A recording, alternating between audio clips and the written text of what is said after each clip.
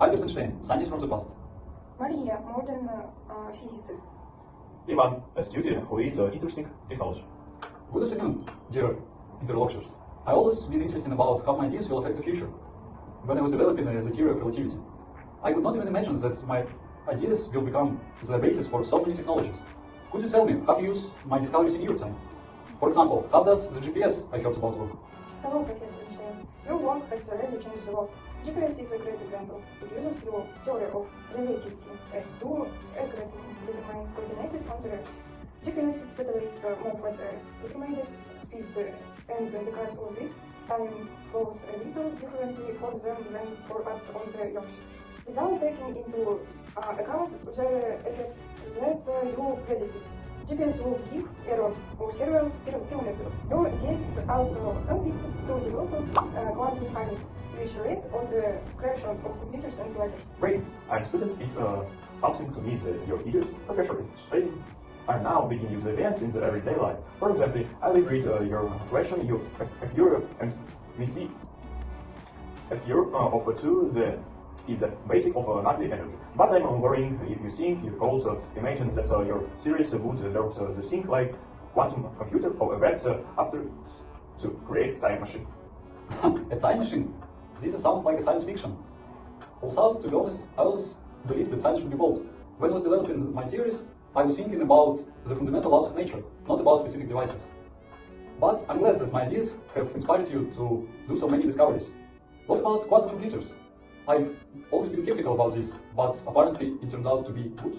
Yes, Professor. Quantum mechanics is the foundation of modern technology. Quantum computers use the principle of superposition and alignment that you discussed this nice before. They can solve tasks that ordinary computers cannot, such as more modeling machines to develop new drugs.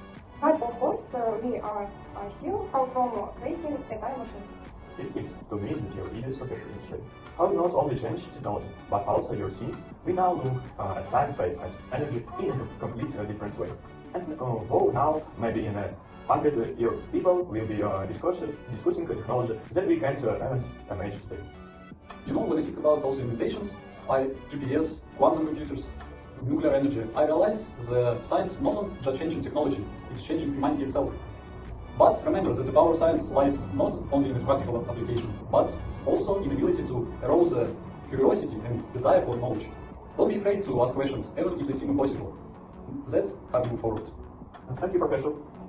During my 3 years of study, I realized that the physical is not just formals and laws. It's a way to see the world differently, ask questions that professionally see with main glasses and find answers that change everything.